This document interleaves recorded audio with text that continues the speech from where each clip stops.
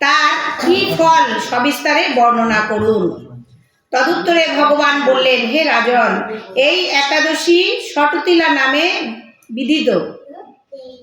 একসময় দালব্য ঋষি মুনিশ্রেষ্ঠ পুলস্তকে জিজ্ঞাসা করেন, মর্তলোকে মানুষেরা ব্রহ্মহত্যা, গোহত্যা, অন্যের সম্পদ হরণ আদি পাপকর্ম দ্বারা নরকে গমন করে, যাতে তারা নরকগতি থেকে রক্ষা পায় তা যথাযথভাবে আমাকে উপদেশ করুন।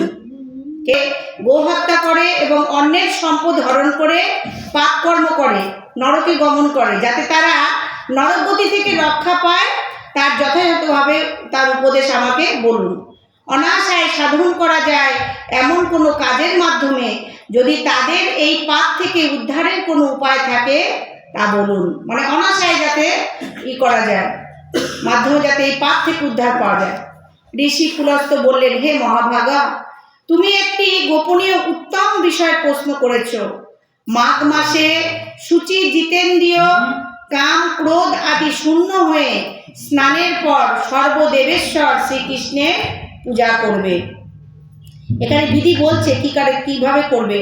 মাঘ মাসে শুচি জিতেন্দ্রিয়, কাম ক্রোধ আদি শূন্য হয়ে স্নানের পর সর্বদেবেশ্বর শ্রীকৃষ্ণের পূজা করবে। পূজাতে কোনো বিঘ্ন ঘটলে কৃষ্ণ নাম স্মরণ করবে। রাত্রিতে অর্চনান্তে হোম করবে। তাহলে দেখো, অর্চনান্তে হোম করতে বলছি।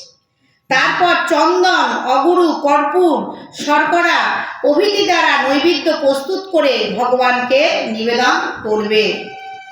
কুষ্মাণ্ড, নারকেল অথবা 100 গুবাক দিয়ে অগ্র প্রদান করে কৃষ্ণ কৃষ্ণ কৃপালুস্তম গতিনাং গতির্ভব ইত্যাদি মন্ত্রে শ্রীকৃষ্ণের পূজা করতে হয়। কৃষ্ণ আমার প্রতি প্রীত হন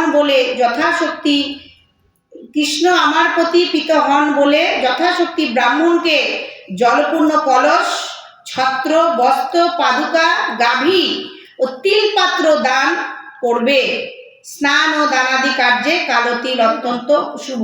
তাহলে আজকের দিনে ব্রাহ্মণকে দান করা ভালো, মানে যাতে সৎ ব্রাহ্মণ, মাছ খাওয়া ব্রাহ্মণ না।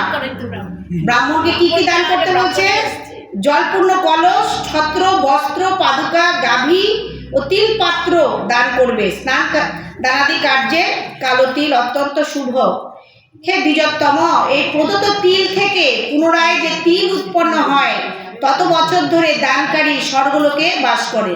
যে তিল দান করে তার কি হচ্ছে বলছে, তিল যে গাছ হবে সেই গাছ থেকে যে তিল উৎপন্ন হবে যতদিন তত বছর ধরে দানকারী স্বর্গলোকে বাস করে। হ্যাঁ, তাহলে ভক্তরা কি স্বর্গে যেতে চায়? যেতে চায় না। ভক্তরা যাবে গোলক বৃন্দাবন।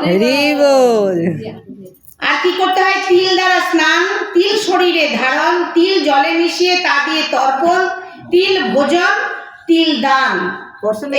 এই 6 প্রকার বিধানে সর্বপাপ বিনষ্ট হয়ে থাকে। এই জন্য এই একাদশীর নাম ষটতিলা। তাহলে তিল দান করতে হবে, তিল কি করতে বলছে? ভোজন করতে হবে, তিল দিয়ে তর্পণ, তিল জলে মিশিয়ে স্নান, শরীরে ধারণ, এই 6 রকম বিধি দিয়ে তিল দান করতে হবে। তাই এই জন্য এই একাদশীর নাম ষটতিলা।